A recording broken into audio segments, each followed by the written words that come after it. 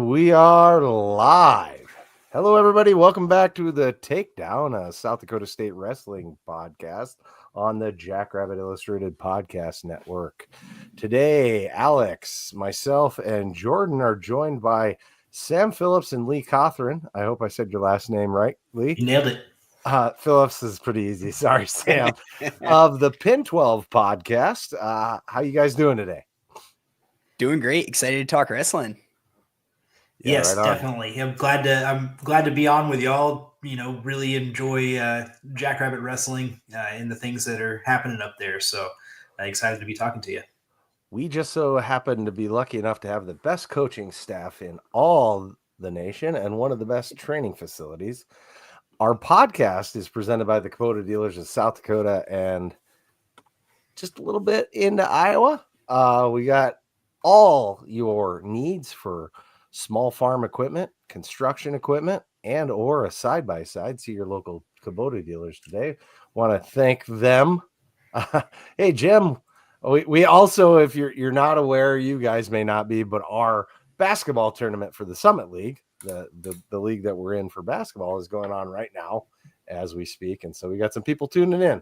I suppose this is an appropriate time to thank you guys for TJ Otzelberger and letting us have him back. Yeah. Yeah. And Caleb Grill, how'd that turn out? We kept Mike down. I'm glad. So yeah, no, Otz is good. You know, we didn't really have any hard feelings with Otz when he left. We kind of anticipated that. It maybe happened a little quicker than we wanted to, but this is a wrestling podcast. Our last coach ended up at Wisconsin, despite being an Iowa State guy. Yeah, I suppose that's where I was going with that. I was trying to figure out how to tiptoe around that, but maybe next year he'll be coaching at Iowa State. Anyway, that's enough on that, probably. So I am going to Bono dig of the week. Yeah, y'all came out on a good end on that one. I think that's a fair assessment. Not a lot of us are complaining. Not that we didn't like Bono when he was here. He was what the program needed at the time. I'd argue. But we're awful lucky where we're at now. And Damien's a great guy. Cody Caldwell's a great guy. Cam Simons is a great guy. Of course, Clay Carlson, Salt of the Earth guy as well. So, Alex, I was gonna say, before we get too deep into it here, Sam, Lee, you guys just want to talk briefly about who you guys are and what Pin 12 is for some of our listeners that maybe don't know, because we get a lot of people that are general SDSU fans and maybe more football or basketball fans, but they listen to this because they support Jackrabbit Athletics and they maybe they're not as broadly versed outside of SDSU wrestling. If you want to just give, like I said, a 5,000 foot overview for you guys there. Yeah, absolutely. So I'm Sam Phillips. I actually started talking about wrestling at Wide Right Natty Light, which is the SB Nation affiliate for Iowa State. So I've been doing that for 4 or 5 years, 5 years now, I think. And then met Lee through the World Wide Web, and he ended up, we got a fellow Green Belt fan. Let's go. And Lee threw it out there. He's like, hey, he already had his Oklahoma State podcast rolling, and he's like, the Big 12 deserves more coverage. I mean, there's just so much there that the national scene just, I don't want to say they ignore, because it gets a decent amount of coverage, but not to the depth that it deserves. Yeah, exactly. And that's kind of the same thing. I started the wrestling coverage for Oklahoma State wrestling about 10 years ago on Pistols Firing blog. And it got taken over by Seth Duckworth, who obviously has turned into a pretty big follow in the Twitter world or in the wrestling world with Oklahoma wrestling now. And during 2020, I thought, heck, let's just start a podcast. All right. And I was begging somebody else to do it. I was like, somebody, because I live down in the Dallas, South Dakota State fans, very familiar with the Collin County, Frisco area, which is, I was saying before, y'all are always a hoot down here when you come into town for the FCS championship game. And I can't be in Stillwater, so it's kind of hard to cover Oklahoma State wrestling from 4 hours away. But, I was begging somebody to start it, and I was just like, you know what, I'm just going to have to do it. And now it's turned into a weekly deal. I have Dayton Fix now co-hosting with me, and beyond that, we do the Who's he? thing. Dayton Fix is a 4-time NCAA finalist and world silver medalist, and has won everything basically for our I guess been a runner-up for everything for in wrestling, pretty much.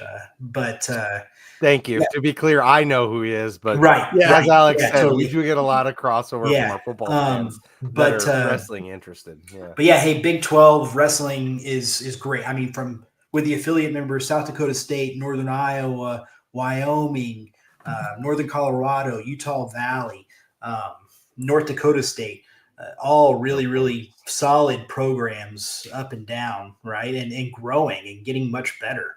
And especially South Dakota State and Northern Iowa. And there's just not a ton out there. I mean, wrestling coverage is mostly focused on the Big Ten, some Ivy League, some like Lehigh, right? It's East Coast heavy.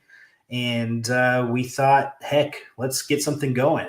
And sure enough, here we are. And again, happy to be chatting with y'all.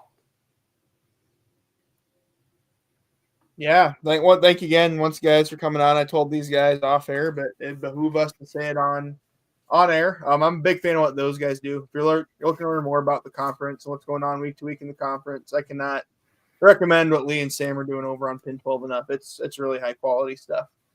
Yeah, and it helps you keep engaged throughout the season with the other what the other teams are doing, because it's hard. I mean, wrestling's, unless you're following it pretty heavy, it's hard to find a good source, for the average fan, I'd say. So that it's not a heavy wrestling fan. Well, we try to keep it positive, and that's a big thing for us, is to limit the negativity and the people. A big thing in sports coverage right now is just, well, these guys don't stand a chance, and this guy doesn't stand. This is that, right. And this, and from my point of view, every guy in the bracket has a chance to go win the thing, and that's the beauty of wrestling. At the end of the day, that's why we love the sport.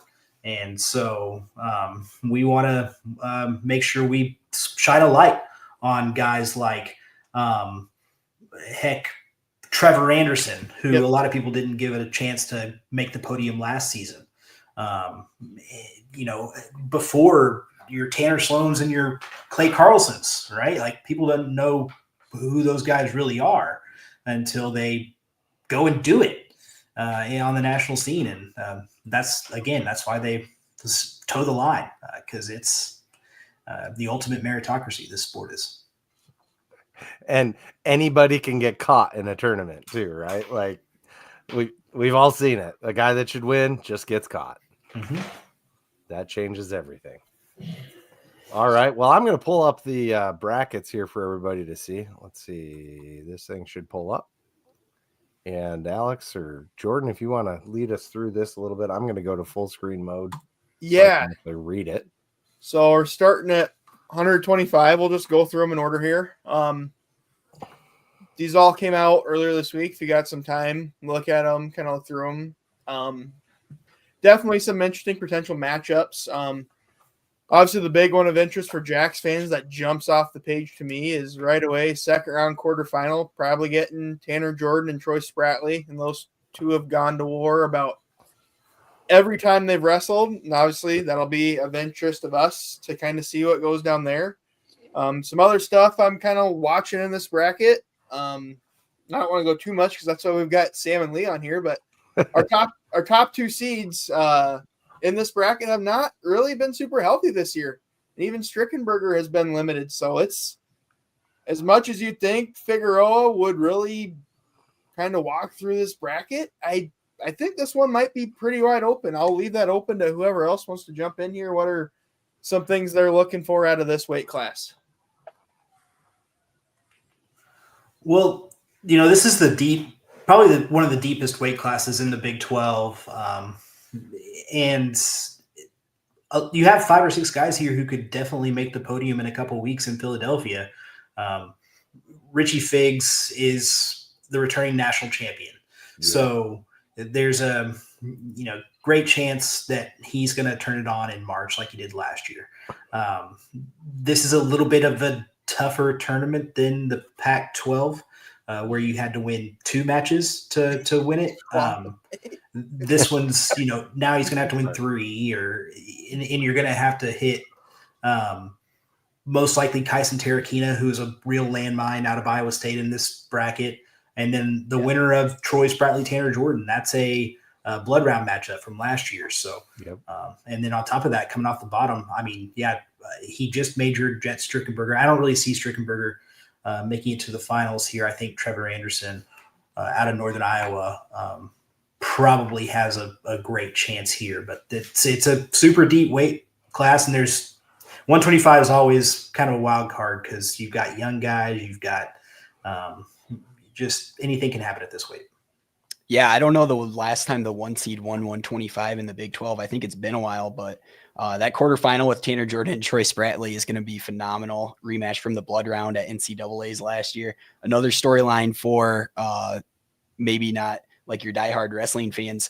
Jet Strickenberger straight up mimed an execution on Troy Spratley when they wrestled in the field meet. So that's right. I got some run on John Boy and some other things. So they're on opposite sides of the bracket, but from a non-South Dakota State standpoint, that's a great storyline in this bracket. Hey, that's what we brought you guys on for, is to remind us of those things. Yeah, I think 125s, these guys, they're always wrestling tough, and like you said, it's anyone's game. Sorry, did you have something, Jordan?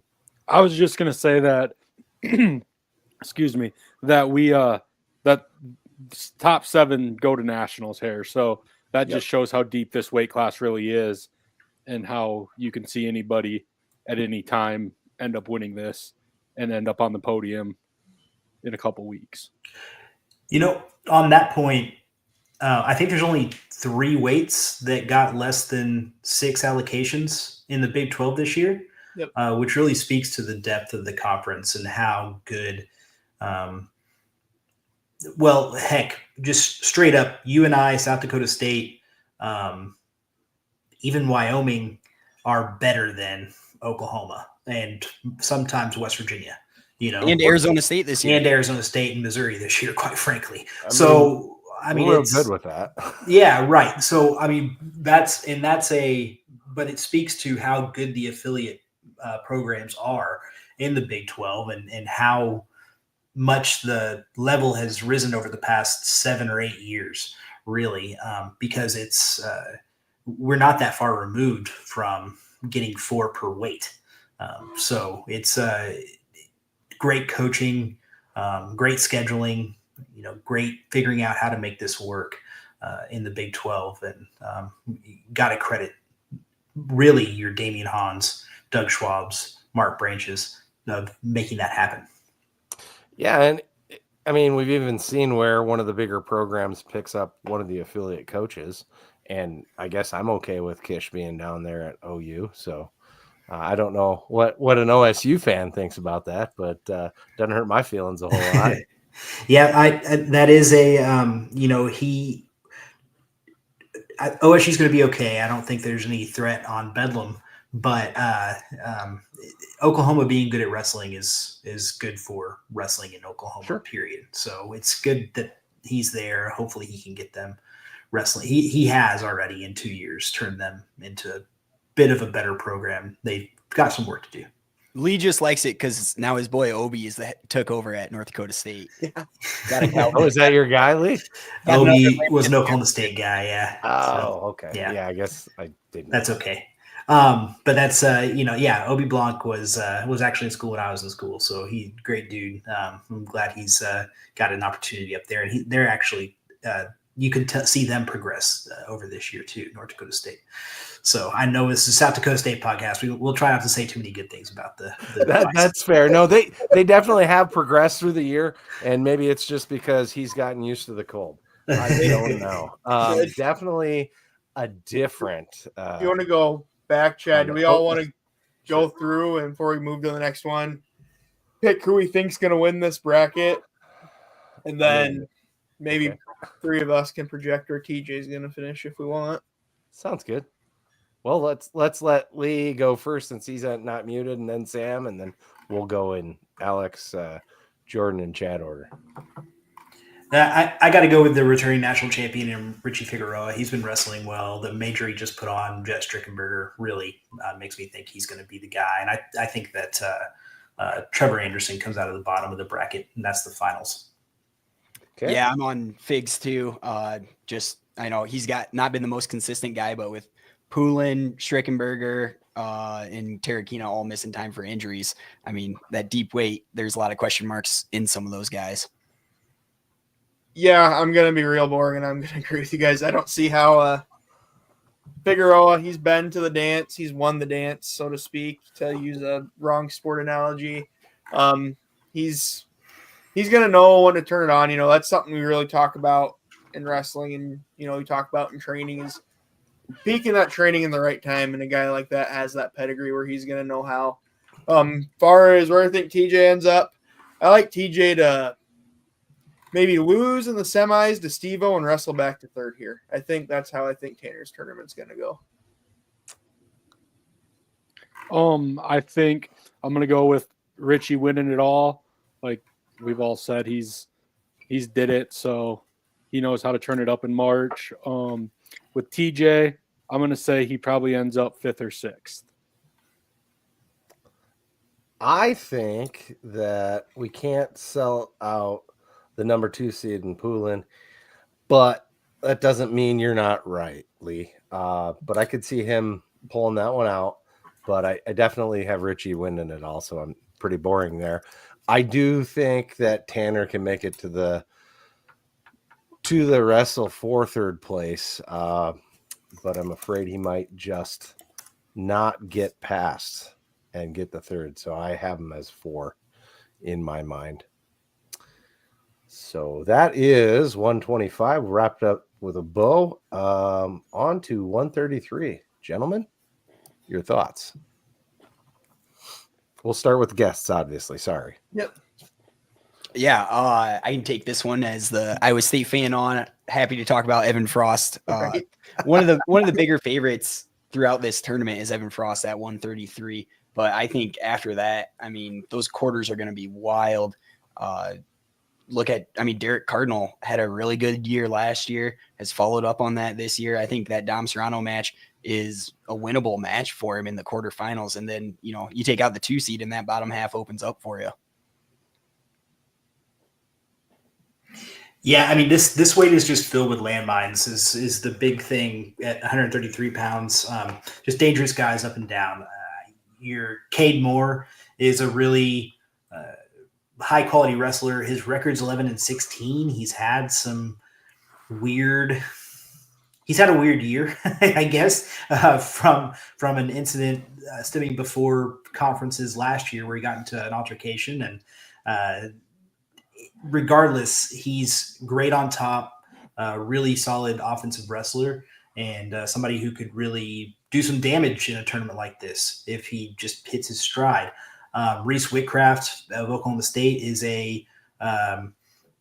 another one who just finds ways to put guys on their back. His style is very funky. It's very aggressive. It puts him into bad positions a lot. But at the same time, he's found ways to be down like 9-2, and then he'll get a couple turns or work an upper body turn or find a way to catch a guy in a sloppy shot, and he scores back points off of it. So he's a dangerous one. Julian Farber has had a great season. Case Mauger of Utah Valley is really high quality wrestler. Cleveland Belton is a Pac-12. I think he's had several really good seasons at Oregon State before transferring to Oklahoma. And then Dom Serrano has had a fabulous season out of Northern Colorado. So I think this is a weight class that's really hard to predict just because there's a lot of guys in here that you just don't know what they're going to do. They're weird. There's a lot of weird wrestlers in this weight class. Chad or Jordan, I went first last time. One of you guys? Yeah, I can see someone like Chase Mauger having a career tournament here. I can see that kid doing well and maybe even going so far as to make the semis. Not necessarily, but Farber's definitely beatable. And speaking of our guy, Derek Cardinal, I think if he can get past Serrano, he definitely can beat Farber. And, I mean, sky's the limit from there. And then he's just got to wrestle some guy from down the road in Ames where they don't even have great barbecue. But I'm just kidding. I'm playing. We went to Ames. There's one place that's known for barbecue, and it's not the good barbecue place. Oh, there's a couple that are, yeah. You got to go to Jethro's, not this. Hickory Park is overrated. Hickory Yeah, it is. It's no good. They don't even have portable, brisket. so that's good. It's good for someone on a college kid budget. I'll tell you that. Yeah, well, if they don't have brisket, they're not barbecue, in my opinion. But Kevin would argue it that you guys wouldn't know who he is. But anyway, I really like Derek's chances here, guys. I won't get much further into that. What do you got to say, J Rock or Alex? I just think that I don't know. I don't want to say Cardinal wins this bracket because I don't think that probably happens. But I think we see Cardinal really have a breakout weekend here at this tournament. I just think that he turns it on this week and hopefully gets that first win, and then he just starts rolling.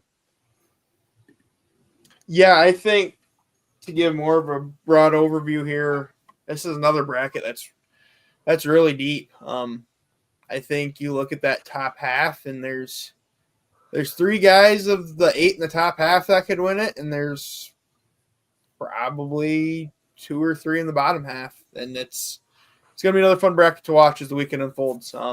Probably going to be some upsets, probably going to be some chaos, and interesting to keep our eyes on. Sam, Lee, when do you guys want to start with your pick here? Yeah, I think chaos is the right word for this because looking at that bottom side, I believe all 3 unseeded wrestlers have qualified for the national tournament before. Yep. So it's crazy deep. I mean, Julian Klebo from Arizona State has had a horrible year, but he's, was around a 16 guy last year. At the end of the day, I think Evan Frost gets through this. And then I think you can just pick a name out of a hat to see who his opponent from the bottom side is. Yeah, I mean, I'm tempted to pick Klebo over to upset Serrano in that first round matchup. But yeah, Serrano's just been great as of late when he's been on the mat. I know he's had a couple of weeks where he hasn't really wrestled a ton, but I like him to come out of the bottom side of that bracket, but I like Evan Frost to ultimately win it just because of consistency. Evan Frost has been really tough, great defensive wrestler. He's able to find ways to win. And I think that comes out on top in this type of bracket where, like I mentioned, there's a lot of guys who can win sloppy. Your discipline and fundamentals is going to come out on top in these kind of things. Chad, Jordo, I went first last time. When do you guys want to go? I was just going to say we keep the same order, but that's fine. That works too. I maybe to the chagrin of one of our guests and the delight of the other, because obviously what I say means it's 100% going to happen. I think Reese Whitcraft wins this, kind of for the opposite reason Lee was talking about, though. There's going to be just some funk and gunk type of wrestling going on in this bracket. So why not pick the guy in the bracket that's the best at it? I love that. He's going to find some splash points when it matters, and I really like him to win this bracket.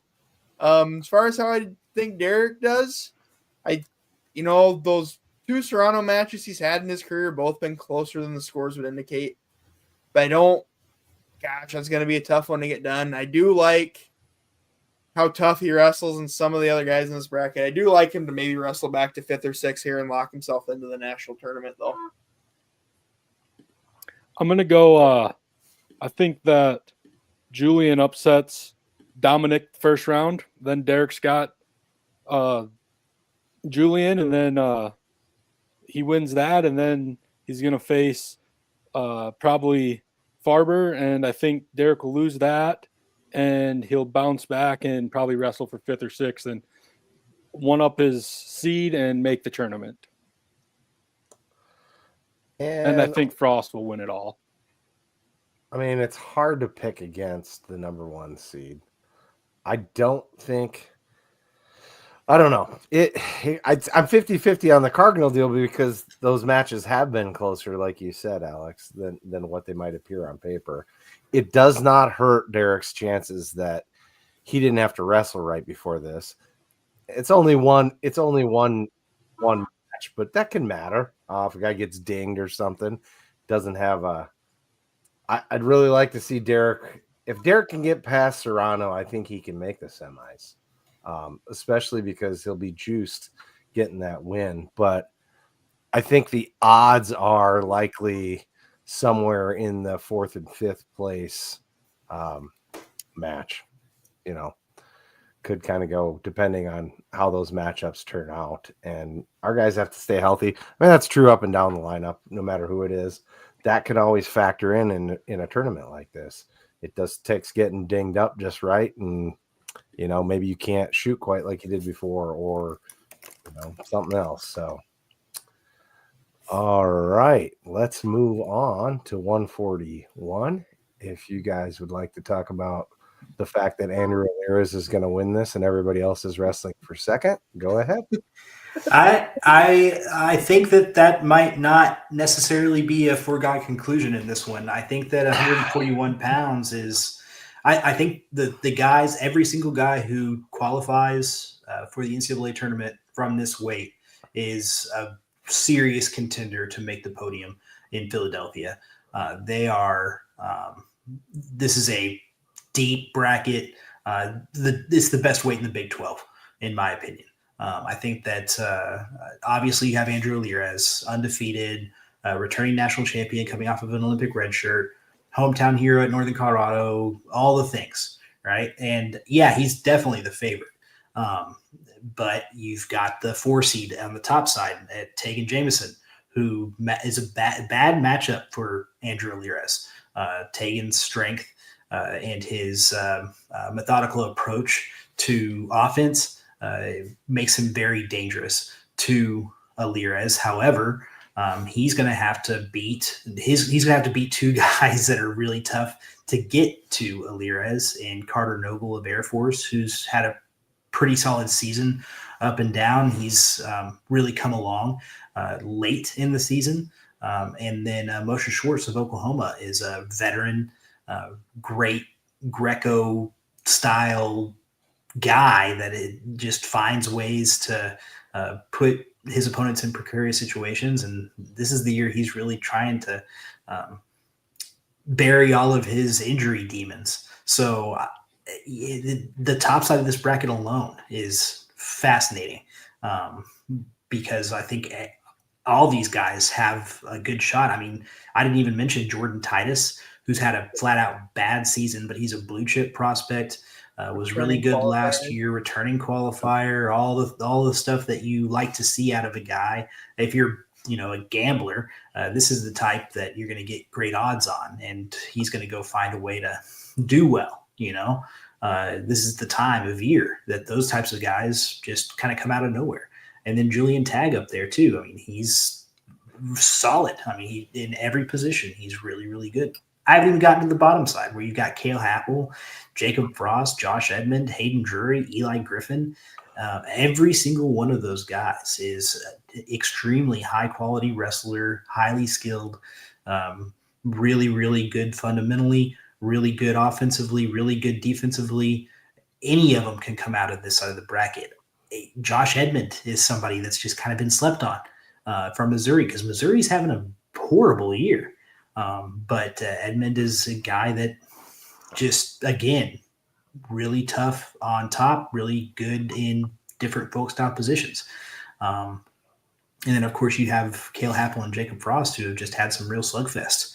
If that's the semifinals, then we're in for a real treat. I mean, all of these potential matchups. So 141 pounds, any of these guys coming out and making the national tournament are going to be battle tested and ready to go do some damage in the national tournament where there's a lot of talent nationally, but I think this is the deepest weight in the conference. It's interesting that you brought up betting. Sam, any thoughts on betting on wrestling? hey, we'll and things that may or may not have happened this year? We'll save that for 149. Okay. When we get to talk about Panero Johnson. But yeah, 141. I agree with you, Lee. This is definitely the deepest weight in the Big 12. I agree with Chad, though, that it's hard for me to see anyone unseating Andrew Alirez. I think there's a couple stories here, even if he is your champion going away. I think there's a story of how the NCAA champion from 2 years ago, like, how does he look in his first real test? He has not been tested this year. Missed that match against Cale Happel at the national duels, which was really his best chance at a good test. And then there's a story of how the rest of the bracket goes. I mean, the Jackrabbit beat the freaking 2 seed, Cale Happel. So and he's the 8 seed. So clearly 2 through 8 has a lot of sorting out to do.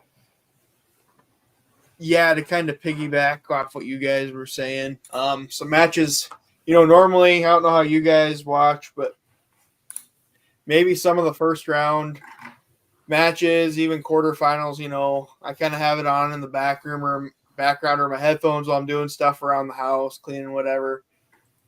That Jordan Titus Moshe Schwartz match, that's going to be one you're going to want to stop what you're doing and watch, especially for a first round match. There's going to be some sparks there. And then once again, in that Saturday morning session, that in all likelihood, Jacob Frost, Josh Edmond match, that's going to be pretty wild too. And then whoever wins that and Cale Happel Saturday night in the semis is going to be sparks too. We'll get to our predictions here, but even if we all think Alirez is winning this going away, there's going to be some interesting matches in this because as Lee talked about, this is a very deep weight class. Jordan, anything to round us off there, or Chad, anything you didn't say yet?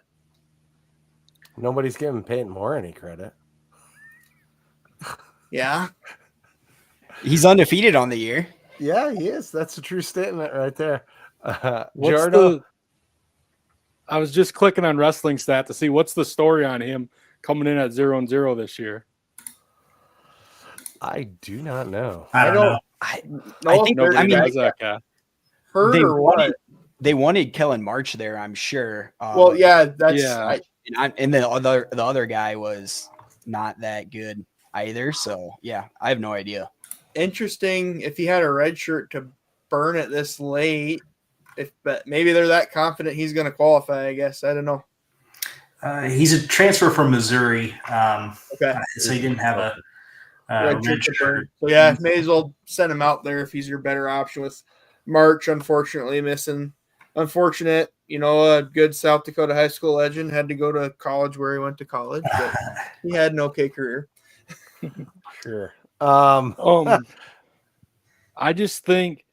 personally think that I think it's going to come down to Andrew and Cale, and I'm going to give the nod to Cale this time just because it's going to be 2 long days, and obviously Andrew hasn't wrestled as much as Cale has, and I'm just probably going out on a hope and a limb here, but I'm going to go with Cale.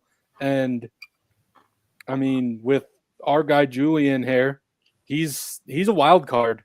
I would expect him to wrestle for 5th or 6th and have himself locked in, and I wouldn't be surprised if he somehow is wrestling for 3rd and 4th, just the wild card he's been this year. I completely agree with your take on Julian Tagg. He's been a wild card. He's really good at times. Some of that's just youth, I think. But Sam, you're writing down all these picks, right, for later? Oh, yep. There's full accounting going on, so okay. debts will have to be paid. I think everybody's ready to move on to 149. Sure. Bunch of bums here too. Why don't you lead us off, Lee? Yeah, again, this is an interesting one. I think the big story at 149 pounds is how Oklahoma State threw a big wild card into the bracket with replacing Carter Young, who'd been their starter all year at 149 pounds, with Teague Travis, who we all thought was out for the year with an injury. He was at 157 pounds. Last year, he was a round of 16 guy at 157. And he was started this year at 157 before sustaining that injury. And I guess over the last couple months, he's been working his way down to 149. And they decided to make a switch here for the postseason. So he's a real wrench in this bracket because it's pretty wide open. Unfortunately, you did lose 2 allocations with them making this decision. And then with Arizona State not having Isagire? Vasquez, sorry, in this weight. So that's unfortunate. So, if Oklahoma State took a big gamble there because Carter Young was going to get a at-large seed at worst. So T. Travis has to come in the top 4. And I kind of think he have a really good chance at going and making the finals out of this bracket. He's got a great draw for him in a pretty wide open weight. I mean, Colin Real Buto's had a great second half of the year, but he's not unbeatable. And that's goes for pretty much everybody here. Paniro Johnson has been excellent at 149, but it's kind of the same thing. There's a good playbook on all these guys. So I think this weight is another one where it's anybody's, kind of like 125 pounds, only a bit different. There's just no sure thing here. Do you know, is there more to that story with T. Travis? Is that a result of what exactly? I mean, I think ultimately that must have happened. I don't have the full story. I mean, I know I talked to a guy that's in the room every day, but he, I don't ask about this kind of stuff. Just sure. There's a trust there. So there must have been, he got cleared at some point over the past 6 weeks. And the conversation was had, hey, if you can get down here, Carter's not wrestling well enough for us to be comfortable with him or for his spot to be safe. So if you can get down and beat him, then we'll give you the spot. And that must be what happened. And that's kind of the thing at Oklahoma State, at everywhere. Like I mentioned earlier, wrestling is the ultimate meritocracy. If you're the best guy, you're going to go. And if you're 10-10, that's not going to be good enough. If you're not going to score points at NCAAs, that's not going to be good enough. So I think they made the decision to go with the guy that they think can score points and do the best thing for the team. And unfortunate for Carter Young, he's great kid. I hate to see him lose a year of eligibility like that. But hey, end of the day, you gotta go with the best guy. So that's all I know. And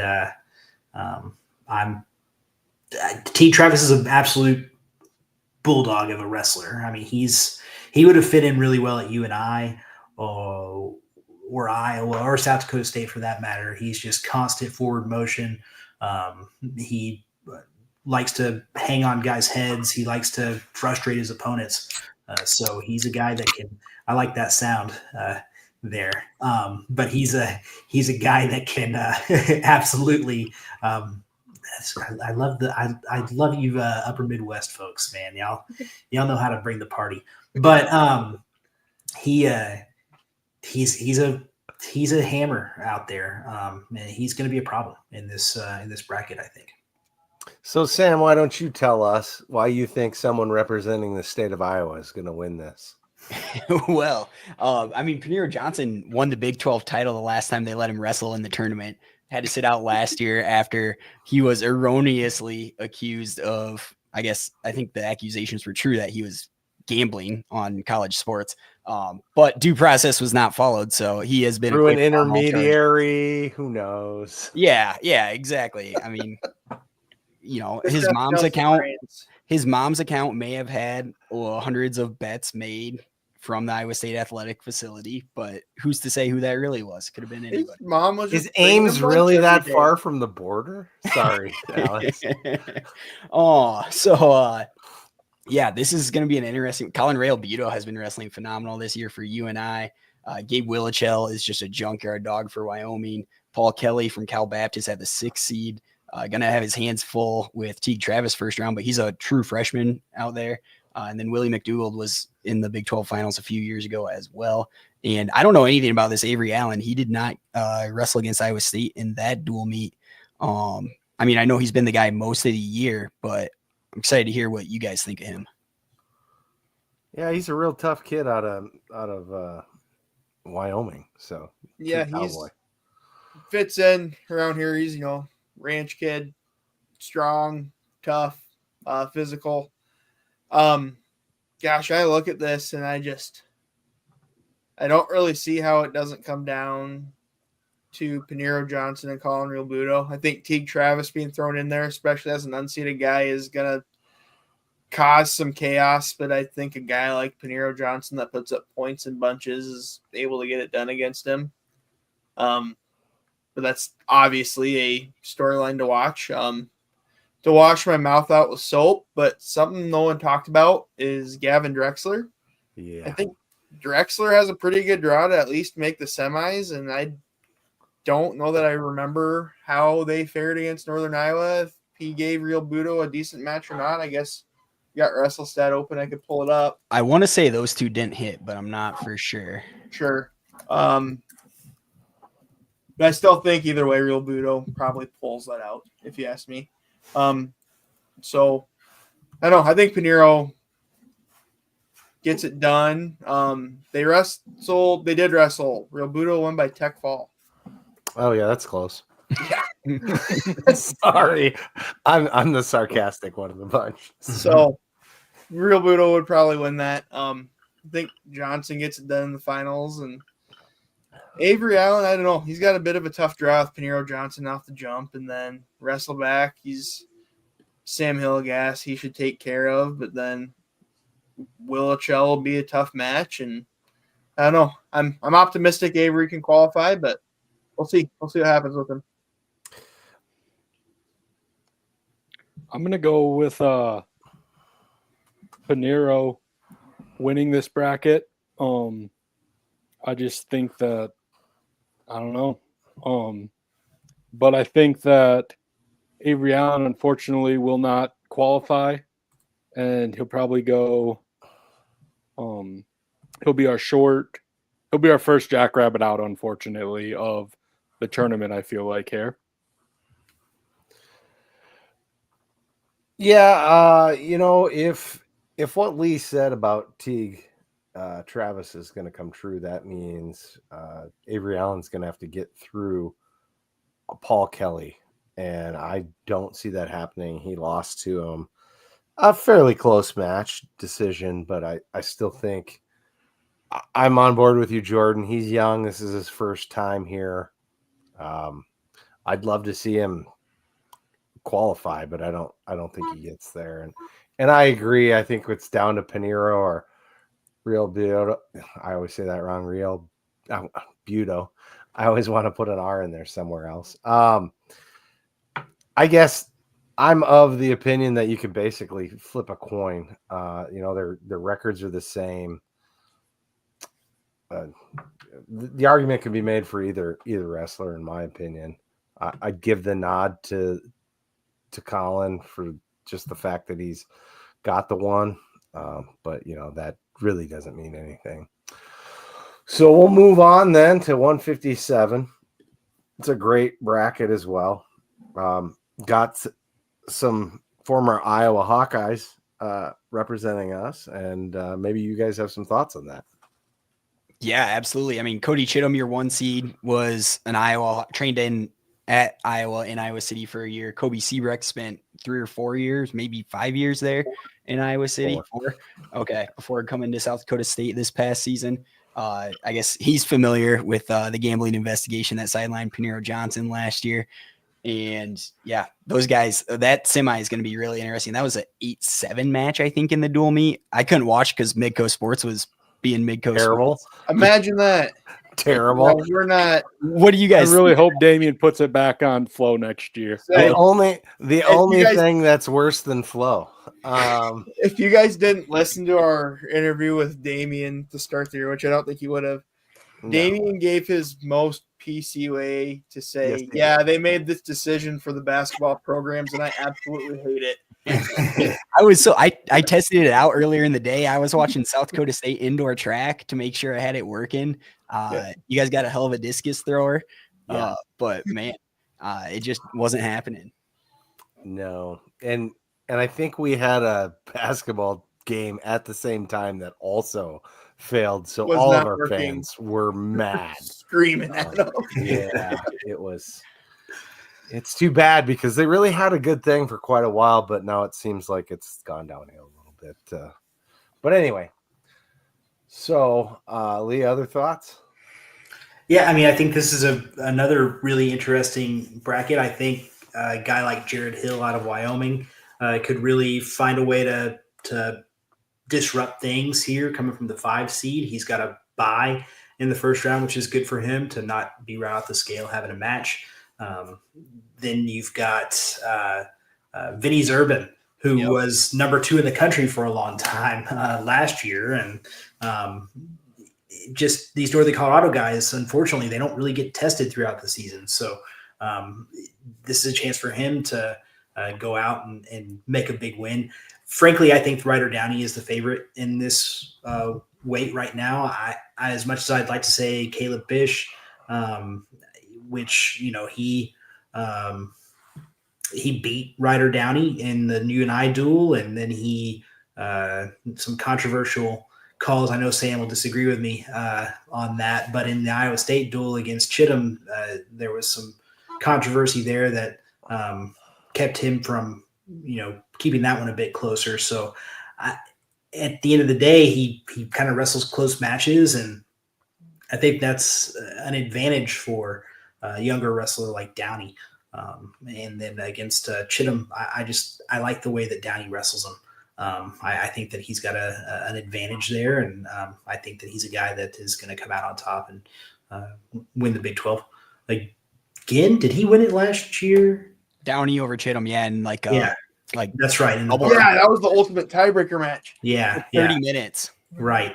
So, yeah, I mean, I just I like the way that Downey competes. So he'd be my pick in this bracket.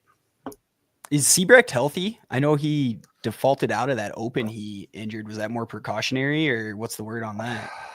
We don't really know. We don't have a solid, answer. We haven't pried with our internal sources, and they probably wouldn't tell us if we knew, sort of thing. Like Lee, we got to be a little respectful when we have guys in the room. Sometimes you learn things secondhand a little more, but not in this case. As far as I know, he's healthy. I mean, you talking about it was like one of my first, I was like, yeah, that's right, he did. And so I went back and looked. Yeah, I don't know. He's healthy enough to go if they listed him. Yeah, I was going to say that was because if he didn't, we would have felt confident enough in the Espinoza. I say twins like they'd both be wrestling. No, that's one of them's this weight. We would have felt confident enough in Moses to send him out there if there was anything seriously wrong with Kobe. So how would a conjoined situation? Was that an advantage? Or what weight class? I think you divide the weight by 2, and that's your. We didn't interview them. They're not those sisters that you used to dream about, Lee. No, I'm confused. Sorry, that's on me. I will say though, to your point, Lee, Ryder Downey, man, Northern Iowa's guys are looking good here at the end of the year. And sorry to jump on top there, J-Rock, but I think that's a pretty good pick. And as far as Siebrecht, if he can get past Hill, which I think he will, I mean, just he will. I think he has the potential to beat Cody. It was a fairly good match. 8-9 Brookings. Well, yeah, I know it wasn't close necessarily score wise. No, it was a 1-point match. Chittum got a takedown with 20 seconds left. Oh yeah, that's right. Sorry, I'm looking at the wrong score. Yeah, that was a real close match. That's right. So I like his odds there too. I could see Kobe getting into the finals. and then he's just got to beat Ryder Downey. But I don't know. Jordan? I think that Kobe does not give up that takedown at the end of the match that Alex just came to, and I think that Kobe goes on to the finals, and I think unfortunately Downey is going to be too strong, and Kobe's going to end up second in this weight class. I'll agree with Chad and Jordan verbatim. I almost said Real Budo again. Downey's just wrestling too well right now. I don't see anyone in this bracket beating Ryder Downey the way he's been wrestling the last month or so. I think, however, Kobe Seabrecht gets his win back against Chittum in the semis, and we unfortunately watch him go down on the big stage Sunday night. Hope I'm wrong, obviously. But Lee, you want to counter with your guy Caleb Fish at all, or? Like I mentioned, I mean, I think that he's a contender for sure. He beat Ryder Downey in the duel. I don't know. I just think he keeps matches a little bit too close. If he scores in the first period, he'll win his matches. It's just been the issue for him is going out and finding a way to score points early. Just trying to get you to second guess yourself. All right, moving on to 165. Trying to get me to homer pick is what you're trying to do. Yeah, maybe. I'll save those for right. later. That's all right. Yeah, you'll have plenty of time when you got the gear that you stole from Air Force. But Hey, he couldn't wrestle anymore. All right, we'll talk about that. That's fine. That dude never flew. That's all I'm going to say. I know I'm ridiculous. 165. Hit us up with what you got here, Sam or Lee. Go ahead. Yeah, this has been an absolute banger of a weight class the last few years, and it stays that way. Terrell Barraclaw, the top seed for Utah Valley, a Utah native, sat in the Penn State lineup, kind of mopped up wherever they had an open weight and kind of wrestled in relief and did really well out there. But then for his COVID year, went back to his home state as Adam Hall takes over and kind of leads that program back from really being down for a while. He's your top seed. Peyton Hall, the 2 seed, really kind of always played second fiddle to the Keegan O'Toole and David Carr show when they were at this weight, but super talented guy, 2-time All-American for West Virginia. Cam Amin is a 3-time All-American. Is that right, Lee, for Oklahoma State? Yes. And, the Michigan transfer, Cam Steed, I think, is the big dark horse here, the 5 seed. But then Drake Rhodes, another one of that Iowa transfer trio, 19-3 on the year. He's in the top 10 in the rankings, right? Mm-hmm. Has just been wrestling phenomenally. I mean, out of the 3 Iowa transfers, that went to South Dakota State, he was probably the one I was third most excited about. Mm-hmm. Well, I mean, one of them tore his pec, so we'll get there. Yeah, I think, echoing what Sam said, there's a lot of talent. 165 is always talented. It's the average American male kind of that's healthy and cuts weight, I guess. I mean, I'm nowhere close to 165 pounds. I'd have to cut another 30 or so, but it's definitely just kind of where guys end up, at this age and everything like that. So 157 to 174 pounds is typically where most of your talent kind of in your bell curve is. So all these guys are really good, and there's a ton of experience in this too. I like Peyton Hall the most. I think he's the best 165 pounder in this bracket. He's been just so good throughout his career at West Virginia. He's one of very, very few people that has takedowns on David Carr and Keegan O'Toole.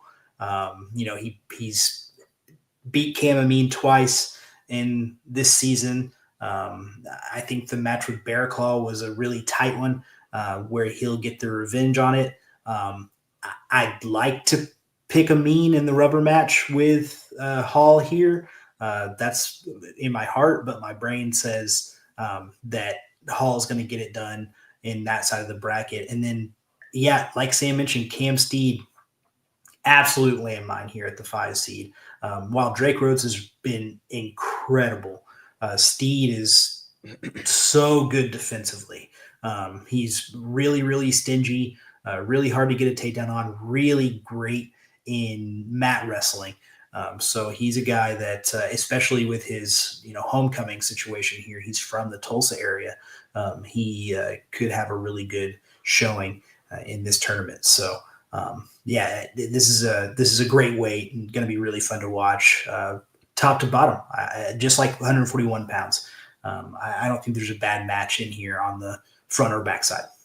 I also should mention Jack Thompson, the 7 seed for you and I, former Jackrabbit. Yep. Jackpot. Yeah. Jordan And he's the only one to bit. he's the only one to beat Bear Claw this year too. Yep. Right. Yep. He's the only one to beat Bear Claw, and he transferred so he could get some time on the mat. And you can't really blame the guy for that. So couldn't get past our Jordan Schoenrock's buddy down there. Gator Bacon, Mr. Cook. Yeah, Mr. He Kemp. was fun. He was fun. And He was wild card out there. Just the way that he would he would just bait guys into that position and then just execute. He was so good at that. If he got that over under on you, you were toast. It was so fun to watch. I loved watching that guy wrestle. He had some back issues that kind of robbed us of really getting to see his full potential the back half of his career, unfortunately. But we've had Tanner on the show several times. Awesome kid. I guess he's not a kid anymore. Awesome guy. Definitely an adult. And our coaches have told us that there's a little bit of that Tanner in Drake, and I don't know that I've seen quite that yet this year, but man, he's been wrestling well. And Alex, what do you think? So just to really briefly recap our guests who said it better than I could, and that's why they're on here. 1 through 5 of this weight is just stupid deep. You got, 5 guys in the top 15, and the Big Ten gets a lot of press at this weight because you got Messabrink and Caliendo, and that's going to be a good final. I'm going to watch it, but this is going to be fun. I kind of tend to agree with Lee. I think Hall is going to be really, really tough to beat. I think he's going to have 2 really tough matches. I think that semi against Cam Amin is going to be really tough. I think Bear Claw is going to give him a really good run in the finals again. But ultimately, I think Peyton Hall gets it done. Drake's got a tough draw here. I think he makes it to the semis. I think he can get past Steed. I think he drops a close one to Bear Claw, and then it really – like I said, just how deep this bracket is and where he potentially maybe meets up with Amin on the backside, I could see him anywhere from 3rd to 6th. I mean, really, it's just because of how deep this bracket is. Jordan, I don't have anything to add with what Alex said. Yeah, I think that you'll have Peyton Hall win this bracket. I think Drake will get up there, probably to the semis. I think he'll come back.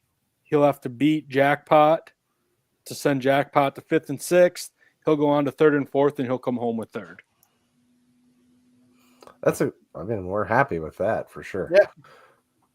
All right, 74. Got an Oklahoma State there guy at 1, Lee. So we mentioned that 141 is the weight of the tournament. That one, top to bottom, is the best bracket. This one gives us the best final. This is where I think they end the night. Sam made a really good point there on this is the highlight, right? From an expectation, anything can happen. But it is a collision course. Dean Hamady, Keegan O'Toole, a match we've seen once, and that was when Hamady was a sophomore in high school and O'Toole was a junior in high school. And it's been a long time coming. They both have been at the same weight and somehow haven't hit. And they're just so similar stylistically. O'Toole finds ways to create offense off of his opponent's offense. He's great at his counters. He's great at chain wrestling. He's great at getting funky in scrambles. Hamady, great at creating space, finding ways to finish. Same kind of thing. Really good at chain wrestling. Really good at multiplying his opportunities once he gets to a leg, and he's really, really good at getting to legs from space. So these two guys are just absolute cream of the crop wrestlers, and from a pure talent, skill, technique perspective, they're two guys that you want to watch if you've got a kid that's wrestling, if you've got somebody that you're trying to bring up in the sport. They're two that you want to watch to learn because they are just fundamentally incredible. And I think that that's going to be the final. I don't think that's controversial just to say that. And I think it's going to be fireworks. I don't think it's going to be a 3-1 type of match. I think it's going to be like a 9-7 type of deal where both guys are going to get a couple different takedowns. Both guys are going to give us some really great scrambles, and anyone's guess who comes out on top in this one, because I just think that they're pretty evenly matched at this point. Is Keegan O'Toole 100% healthy is the question. He took a lot of time off this year, and I think that is going to play a big part in it. Conditioning should play a big part in it as well. But I struggle to pick one just because I think they're both so great, and I'm just excited to watch this. I've been anticipating it all year. Yeah, I think obviously the final grabs the headlines here with good reason, but 3 through 7 is a bunch of super exciting guys who have all beaten each other this year. I mean, Gavin Sachs had a run last year at Big 12's and at the national tournament. He was a blood round guy. Cade DeVos was an All-American last year. Jared Simmel was a blood round guy. MJ Gaitan was a blood round guy. And then you've got Brody Conley, who's kind of like Gabe Willichel, just kind of a junkyard dog who does whatever it takes to win and gives up a lot of points, but scores a lot of points. So, Hamady and O'Toole are must watch anytime, but then you throw in this next group of guys and it's going to be really fun to see how it plays out. How funny is it we have both returning finalists in this bracket, and they're the 3 and 5 seeds, and the guy that lost in the finals is the one that's the 3. Yeah, that's crazy. And I don't know. I mean, if it helps sway Lee's opinion, I feel like O'Toole ducked our 65-pounder when we wrestled him a couple years ago. And by that, I mean, I'm pretty sure he ducked our guy that we were just talking about. So he was afraid to wrestle him, and for that, I'm going to give the nod to the Oklahoma State grad in that final. I think Cade's got our guy has a long road to get to third place, but that's unfortunately probably the best he'll end up. I don't see him beating Dean, so unfortunately, I mean. Cade has been wrestling better. He was dealing with some stuff early on in the season. His goal, I mean, as is anybody's, is still a national championship. And if he's going to do it, he's going to have to do it right here in the semifinals. Hey, Beth. Let's see. Our 1 and 3-year-old definitely need more inspiration. We had family. That's my wife, for you guys that don't know. We had family photos today.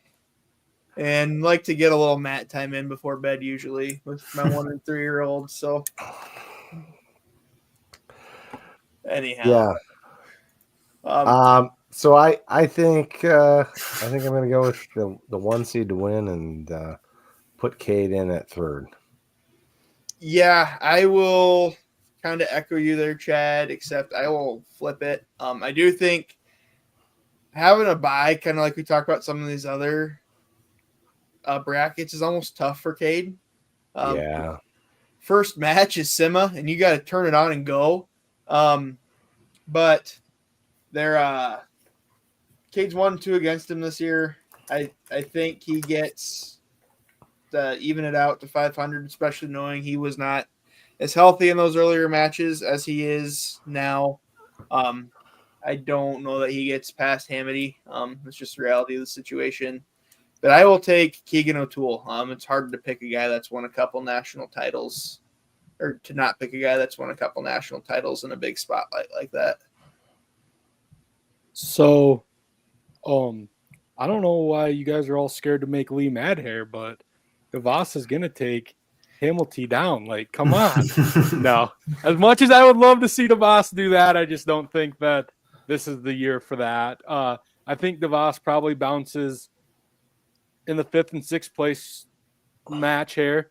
I think that he's getting better this year, but I think that it's just kind of the way it is right now for him. And hopefully he can open up and get that offense going, as Chad has said for many years on this show, that he's got 2 weeks left now. So hopefully he can do it and he can change or surprises me a little bit, and we'll end there. But I think O'Toole wins this weight class here in this Big 12 championship. The first period's your friend, Cade. It's longer for a reason. Score points when it's easier, not when you're tired. That's just my opinion, and I'm an idiot. But Cade's a great kid. He's been on our program every year except for this year. So awesome dude, very smart. I don't know if you guys are aware he's going to be a pharmacist. So, and he's got like straight A's. So at 184, it's the Parker Keckheisen show. Nobody else matters. We might take issue with that. For number one. And go ahead, Lee. Look, I've been saying it all year. If I can pick one time for Dustin Plott to beat Parker Keckheisen, it's not in this tournament. It's on Friday night in Philadelphia. So, because they're most likely going to be I guess actually Plott might actually drop down to the 4 or 5 seed, which would be unfortunate. But if they're the 2 and 3 seed, then if I had to pick it once, give me semifinals in Philly. That's just the one time when it matters the most. So I do look. I'm being realistic here. I love Dustin Plott. He's a great wrestler, great kid, just an all around quality human being. And of course, NCAA finalist, majored his way there last year. But Parker Keckheisen just seems deeply unpleasant to wrestle. The constant just technician too. I mean, the constant in your face. You can try to slow it down. You can try to speed it up. You can try to just mix it up however you want to. And he's got an answer, and it's to punch you in the face and to, respond to whatever you're doing better than you're doing it. So Parker Keckheisen is great, and I definitely think he's going to win this tournament without much issue. I'm keeping a close eye on a guy like Eddie Nightenbach. I think that he has a really good opportunity here to put his name on the map. He's had an up and down freshman season. He's had some really, really good matches. He tends to turn it on when it's against a quality opponent like Bennett Berge or Dustin Plott. But, those guys have gotten the better of him. Berge obviously has been incredible. So, don't want to take anything away from him either. I also think that Evan Botman is a guy that has a really good opportunity here to shine a little bit more light on his name. He's been in this tournament a lot at Utah Valley at 197 pounds, just never could get over that hump. But he's in a better situation at Iowa State. I think that he has a good opportunity to do well here. I obviously he's not going to beat Parker Keckheisen. I don't think any of the other guys are going to beat Dustin Plott. I think that's your final. But what happens here for third place and fifth place is really, really important, and I'm excited to watch those matches. Yeah, it's insane. The top end talent here with your returning, top 2 seeds both were in the finals last year, and then Bennett Berge with the run he went on the backside to make it all the way to the third place match at the national tournament. And then Evan Bachman, a veteran, has been around forever, wrestled in this tournament a bunch in Tulsa in the BOK Center. He is the BOK man. Just connecting dots there. There might be something bigger going on. And, Sorry, he made me snort. he's going to be interesting to see. He's been much more offensive at 184. If anyone hasn't had a chance to see him this year compared to what he was at 197 out at Utah Valley. DJ Parker for OU is interesting, the North Dakota State transfer. And then the other interesting guy, the 8 seed Colton Hawks, ranked in the top 15 in the country, but when he was, missed a bunch of time, was a blood rounder last year. But when you're only 1-1, 1-2 in the Big 12 this year, you're just going to get a rough seed. Yeah.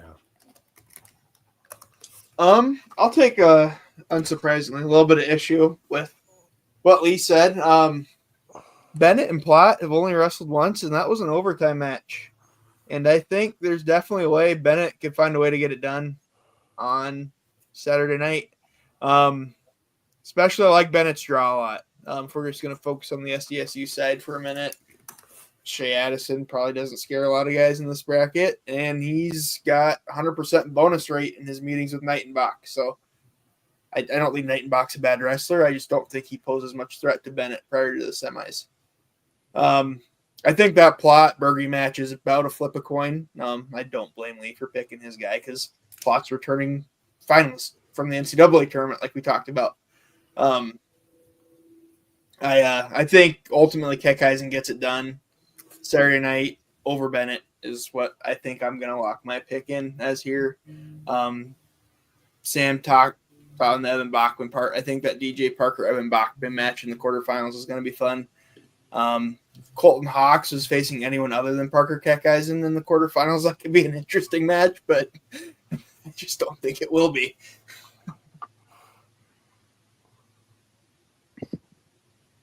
So,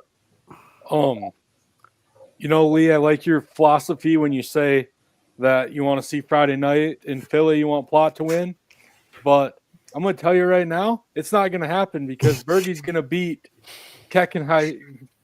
Well, however, I just butchered that horribly. He's going to beat Parker before the semifinals at the national tournament, probably. So that ain't going to happen. Third time's a charm later on this year, but right now I'm going to have to go with Parker winning the Big 12's, and I think Berge will end up third. I like your enthusiasm on Berge.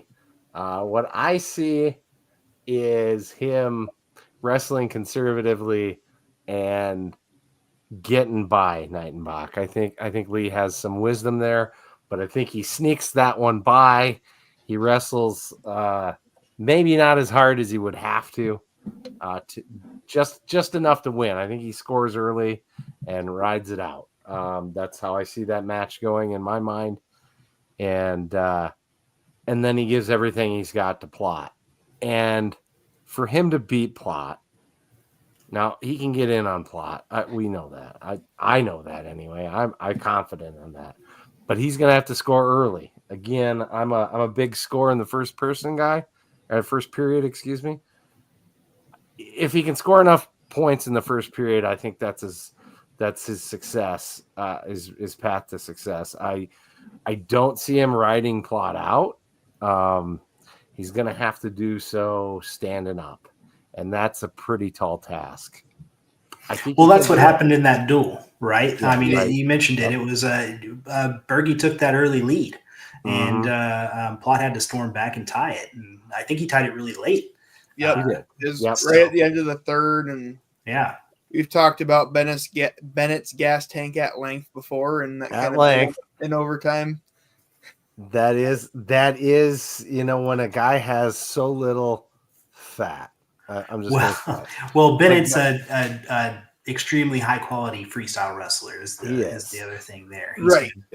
But he obviously came in fourth place last year, so it's not like he's struggling that much. Right. I think he can pull it off. I believe he will pull it off. Yeah. Avenge that loss. But Keckeisen's a whole other animal, as we've all been pointing out. And as Lee says, he's probably not fun to wrestle. He seems like the old man that just waits and picks on you when he knows he can kick your ass. And he's just that wise. Parker Keckeisen is going to be the worst, like every kid's worst nightmare, like coach or guy that's just hanging around in like 40 years, right. Yeah, Like because you're gonna have to roll with him. We all had that guy. It's like, hey, go work out with this guy, and he'll help. He'll get you. He'll make you tough. And he's usually jumping in after you've been wrestling live for 20 minutes. Right, he's Yeah, fresh. Again, the old guy that waits and takes his shot when he knows he can really lay the wood to you. Outside of Gable Steveson, he's the most dominant wrestler in all these brackets, in my opinion. And I think that he's got this in the bag. So we'll just move on. Most of us are going to hand it to him. 197 is where we're at next. I don't know if Sam or Lee wants to start off here, but I'll let you guys take it away. Yeah, I can take this one. Luke Serber's your obvious favorite. He's had a phenomenal season, 19-2, avenged one of those losses. Your 2 seed Joey Novak, super strong sophomore out there in Wyoming, and then another super sophomore, Wyatt Volker at UNI. Those are going to be phenomenal matches in that semi. And then Zach Glazier, the third of that trio of starters that came from the team out east, as I like to call it. Blue and yellow looks a lot better on him than black and yellow, but he missed some time, and I think that's where really my concerns are. But yeah, honestly, I think out of the top 4, any of those guys could do it. Serber's obviously the favorite, but I think it's maybe a little bit closer than people think. And then Ian Bush, he's a really strong 5 seed, but with only 4 allocations here, I think he's on the outside looking in. And outside of the top 5, this weight is rough. Definitely the least amount of depth out of any of these weight classes. I hate to say this because I really enjoyed watching Tanner Sloan compete, but I am very happy that we're not going to see Tanner Sloan and Rocky Elam wrestle again.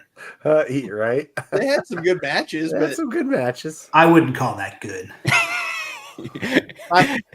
Close. Sit back in a stance and let the other dancing around and just waiting that's until what upper weights are, tiebreakers. Complete side tangent. I've always said this, and it was partially inspired by the 2023 Big 12 Finals match where I was just pissed and texting my buddies. If you choose neutral in the 30-30, that should be like a passivity call in freestyle. Like, okay, you can choose neutral, but you should have to take a stall or something. Yeah, I like or that. a freestyle call or something auto like that. stall. Anyhow, sorry. I be on board with that. For the record, Alex does ref a little bit. Yeah, I'm also he doesn't have any official, so. opinions. Hey, I'm just glad he finally took it to Rocky Elam in the semis that same year, and yeah, then the finals last year. Yeah, and exactly. So I'm really, again, like, yeah, just I couldn't take another 1-0. I really wanted him to get the win, though. So didn't end up with the national championship. I know it. I know that was tough, but anyway, with that off my chest, I do. Luke Serber has been fantastic. This is my most biased guy here. I'm a massive Luke Serber fan. Just the way he's always let it fly. When he was wrestling heavyweight, he took down Wyatt Hendrickson in the Big 12 finals and kind of gave him a little scare there, took him to his back. That was fun. He got down to 197. It's always been really, really fun to watch, except for last season. He was injured and had some problems there. I'm really excited that he's been as good as he's been this year. He's developed a bit of an offense. His scrambling ability is second to none. And then he's got this crossbody ride that is just punishing to his opponents. So I like him to win this tournament. He's got a great draw getting through to the finals. And then I like him against whoever comes out of the bottom between Joey Novak and Wyatt Volker. I'm really high on both those guys. I think they're both fantastic. Volker and Serber are very similar. Heck, actually, Novak, all three of them are very similar. But right now, I think I would take Volker to come out of that one. But I like Serber to get his third win of their matchups in the finals and win this thing. Yeah, I think Sam really hit it on the head. Any of the top 4 guys can win this. Last time Serber and Glazier wrestled, just to look at the top, because I think it's going chalk to the semis. I don't think that's a controversial take at all in this bracket. Zach won. It was a close match. Obviously, Zach was at Iowa last year when that happened. But we also know, we can say it because Zach volunteered it on this show and we had him on. He's wrestling with one pec this year. So that's gonna be tough, especially a guy's Serber's caliber. And as Lee hit on, former heavyweight, he's a big 197. Yeah. He's a big kid. And then both those guys have had close matches with the 3 seed Volker and Novak, the 2 seed. And it's going to be kind of boring outside of the semis, but the semis in this bracket are going to be fun. I think they go either way. I'll probably to be a homer pick. If you ask me, gun to my head, Zach's getting third, but to throw a homer pick out here, Glazier, Big 12 champ. I mean, he does have the head-to-head over Serber in the duel last year, wrestling for Iowa. So, as mentioned, Serber was banged up, but that's still, I mean, it was a 4-1 win. He really eliminated Serber's offense. Heck, Serber, I don't think got to his legs at all in that duel. So, I mean, it's not a bad pick at all. I think, you're well within your rights to expect that for sure. J-Rock. I think Serber wins this at 197. He's healthy this year, and we've seen how good he is. And then I think with Zach being hurt, that's why Luke gets the semifinal win there. And I think Zach fights back for third or fourth. One thing to mention is, I know that you still got your at-large bids, but the top 4 seeds here, they're all so close, but they also can't afford a hiccup anywhere else but that because we're only taking 4 in this weight class. As a national view, 197. What a weight class, huh? Studs up and down. I think I can't disagree with the Luke Serber win over Zach Glazier purely because he's injured. I could see him maybe run the guy out of gas and win that way, but if he wins, that's probably the only way. I don't think you're able to really outmuscle a guy when you're hurt like that. As far as on the bottom, Joey Novak, Wyatt Volker, I'm gonna go with the Iowa guys. Some guys are Northern Iowa's just wrestling awesome. I see Volker wrestling Serber in the finals. I can see Zach probably getting third, but I would if I'm putting a gun to my head, I'm gonna say fourth. And he gets it done and qualifies for nationals, which leads us to the best weight class, 285. You brought up the national scene on 197, so we're going to talk about it. Fine. Lee, it's only 10:30. Yeah. Lee, what are your thoughts on Mr. 665 deadlift himself? Oh, my God. And newly minted Pac-12 champion. He's got to win tomorrow still. No, they have the finals tonight. They did he beat Little? He just won. I What was the missed it. score? Did he win by I a didn't point? see the Or? score. I'm sure it was boring. I could have sworn the finals were tomorrow. So I was watching the semis before we got on. Anyhow. I thought that guy was cool and unique and entertaining when he was a freshman, but that got old really fast because it went dark. I'm gonna call it. It's too bad because I think his brother's a really good wrestler. Obviously, right? His brother's a really good wrestler, and somewhat he's gonna live underneath that shadow. 2-0, he beat Little tonight. Okay. Writing time in the Pac-2, do they even have 2 wrestling programs? Anyone to wrestle? I'm sorry. No worries. It's the truth. It's Stephen Little, who he beat, is really, really good at 197. Returning All-American. He's good. Ferrari, I try not to say too much about the situation, just because of where I live. I'm not hard to find. And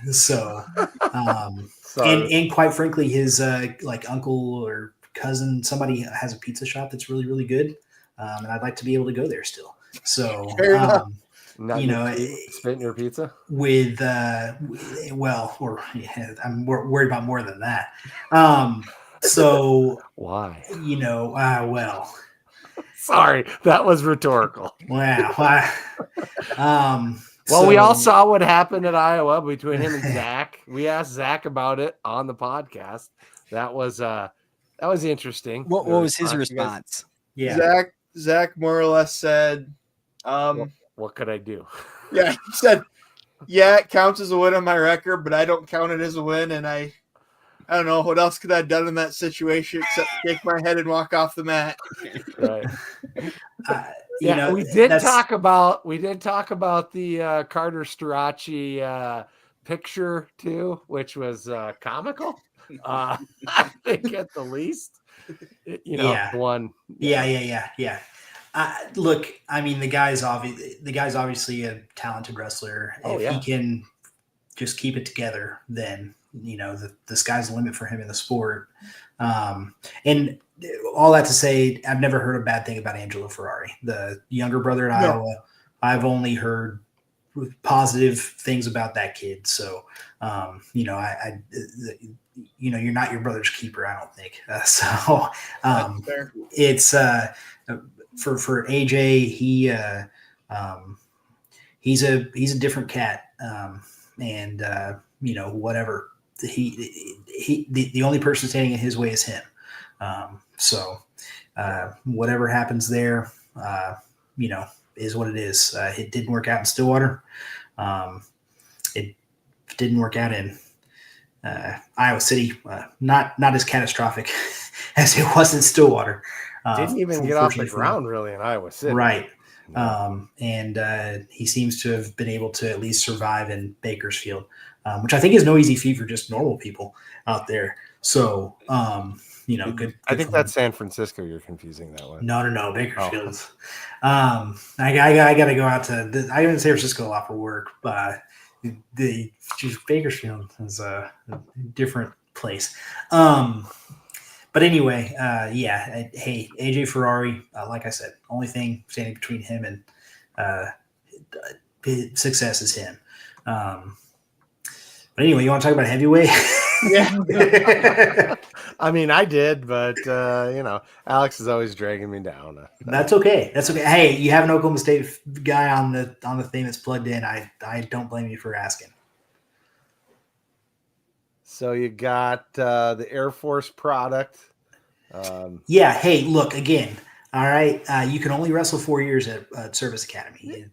I know. So he cut his teeth there. He was a stud. Yep. You guys had your own stud back in a couple years ago too. So, what do you think? Yeah, I mean, I expect him to just run away with this thing. He in the duel he talked about how he got a little selfish with Colton Schultz going for another takedown, trying to get a tech fall, and blew the major decision. And I think that he realizes that. I think that's the final.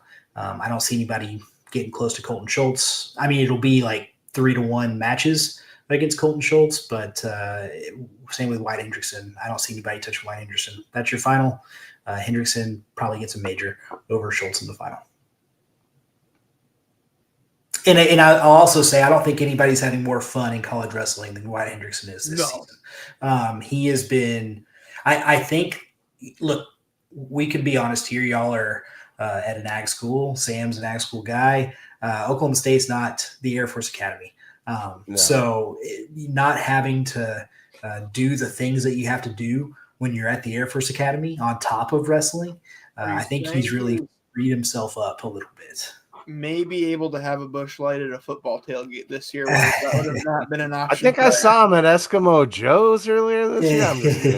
I think he is really, really enjoying himself. And the guy is he is charismatic. He rides a motorcycle around. I don't know what his relationship status is, but I doubt he wants for much in Stillwater, Oklahoma. Being a 6'5", just specimen of a human being that can do standing backflips, right? So I think he is enjoying himself and being relaxed and not having to worry about bed checks and all that stuff. I really think he's got a shot to do something special this year. He's extremely talented. He's pushing to make the Olympic team in 2028 to win a national championship this year. Those are his goals. That bar strip you got, that runs from towards the stadium south, right?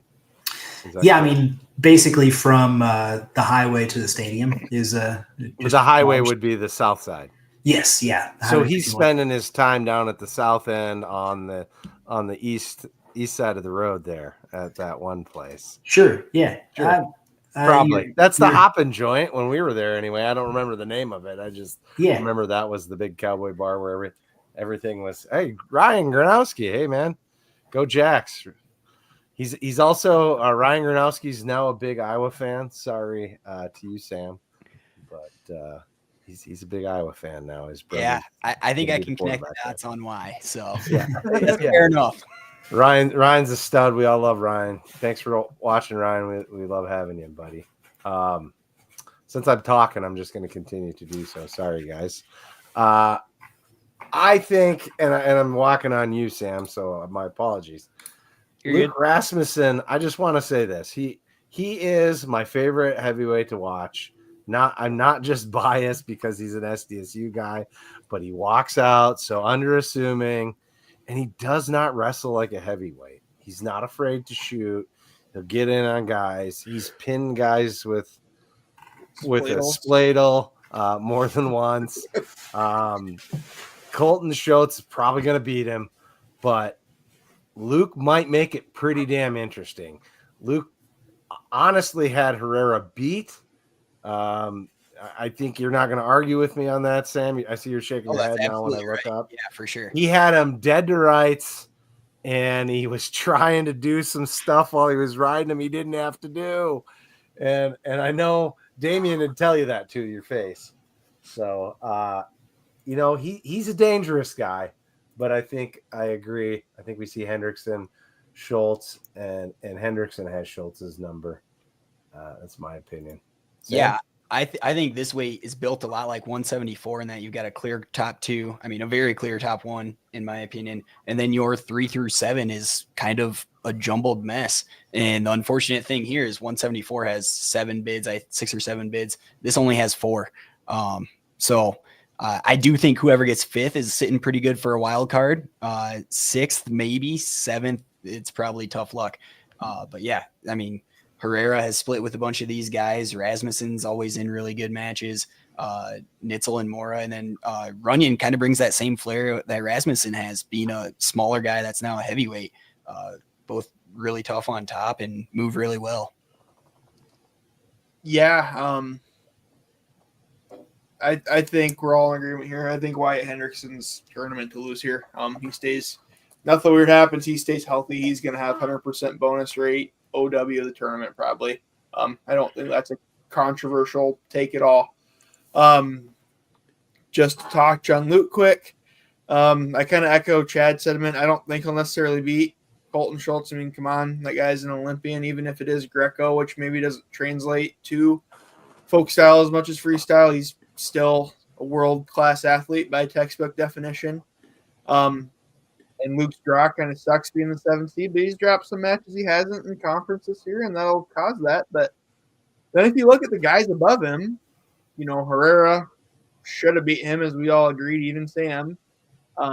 Mora, he split matches with Mora. He can beat Mora. Nitzel, he hasn't wrestled him since they were both true freshmen in an open, but he's beat Nitzel.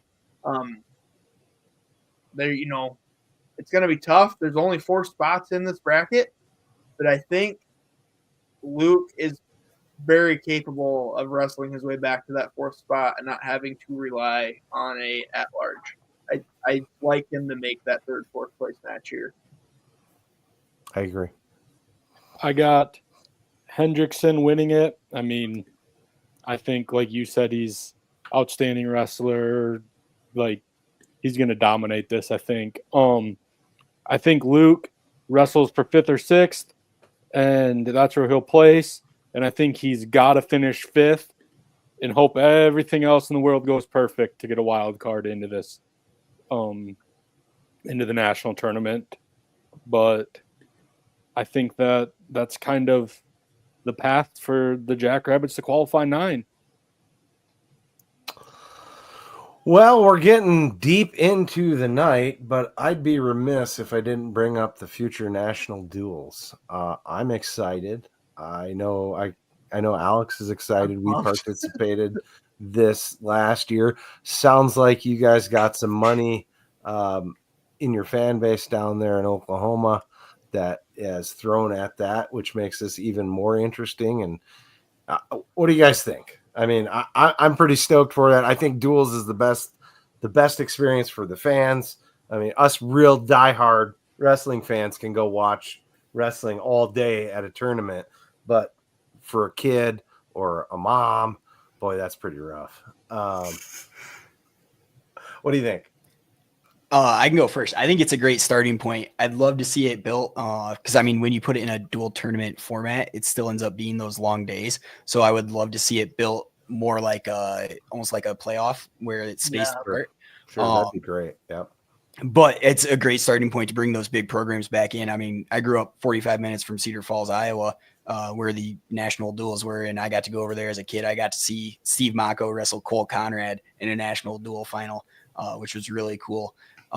And so just to have that much talent in one building is always, it's going to be a great product. I think. I just hope that they can, I mean, it sounds like they're going to get some of the heavy hitters, and I think it'll certainly be enough to make it feel like a great added event on the season slate. Yeah. I mean, I think, like you mentioned, the money factor definitely makes it a lot more interesting. $200,000 or, that's a few scholarships, right? Yep. So it's definitely a big deal for all but maybe 2 or 3 programs to be able to inject that kind of money into the sport. Definitely credit to Chad Richeson, the Paycom founder, that is kind of making that stuff happen. You know, he's been there's a lot of rumor and a lot of conjecture out there about what all goes into that. But ultimately the guy really wants Oklahoma to be the epicenter of the sport and for the best to train in either Stillwater or Norman or Edmond is the University of Central Oklahoma, which is a D2 powerhouse. It's where Richeson wrestled. So, you know, it's more about the sport than it is about Oklahoma State specifically for him. It just was how could he get David Taylor to Oklahoma? I think was his big thing. And he ponied up the money to make the RTC thing happen and to make it a sweet enough deal for David Taylor and that staff to come to Stillwater and to get guys like Zahid, Valencia, and whatever. But now you couple in this national duels thing and you've got a really interesting deal incentive to get the best programs to Tulsa to have this event. And yeah, I agree with Sam. I hope it does evolve from here. I don't really like taking away the branding from NWCA. I wish they'd figure out a way to do that because I think that event in Cedar Falls is still really important. I think it's really important to grow it for UNI, South Dakota State, Little Rock, programs like that, right? And at the same time, I think that this is just going to be a fun event. Duels are the answer. You know, people cheer for the front of the singlet, I guess. They cheer for the teams and the logo. Yeah. So I think that you've got to really pump those things up. And I'm excited that the idea was proposed and they just ran with it. And I think that it's better to act than to try to play in the perfect thing. And let's just act and iterate, and that's going to lead to great things. And if it's optional and if certain teams don't want to participate, then that's tough on them. But I don't think it just detracts at all from the teams that ultimately end up winning this thing. And I think they're going to see a UNI, a South Dakota State pump up into a national, like into winning this thing, or into coming into second, third place. So I think it's going to be a really exciting event. Anyone else got final thoughts here before we let you guys go? We kept you plenty long. We really appreciate you guys. Want to one more shout out for your guys' stuff? Let people know where they can find you guys. Yeah, for sure. I mean, you can find Pin 12 podcast is the name of our Big 12 focused podcast. We talk a lot of Jackrabbits wrestling because we're just so impressed with what Coach Hahn and company have done up there. And the Daktronics, the whole situation is just incredible in Brookings. So really love that. We do a lot of coverage, but at Pin 12 Pod on Twitter, our X is where you can find us. Sam is at Slam Phillips, SLAM Phillips. I'm at Dynasty_defined on any platform. If you're interested in Iowa State stuff, Sam's your guy. Oklahoma State stuff, I'm your guy. And then the Pin 12 Pod, we're always talking Big 12 wrestling. We love the conference and the programs in it. So it's fun. It's been fun for us, and definitely appreciate y'all inviting us to come on. Yeah, we'll have you back here. Huge thanks to you guys for having us and pushing it back a little bit so I could make it. Also, going off the Daktronics stuff that Lee mentioned, what are the early reviews from the new arena? It was definitely designed with basketball in mind, which is something you kind of have to deal with. Yep. But it's good for wrestling. Yeah, it's there's not a bad seat in the house for wrestling. Don't really see it full still outside when the big programs are in town, and we got to work on that internally to change it, right? But it feels the environment's good. I was a little bit worried about that because the way Frost was set up. You guys, Sam, you've maybe made it. Did you ever make it to a duel in Frost? I never made it to Frost, but I remember watching like those early dresser era duels there, where it was just like manly. Honestly, it looked a lot like West Gym where I've been. Yeah, and that's a really like that. A really good comparison.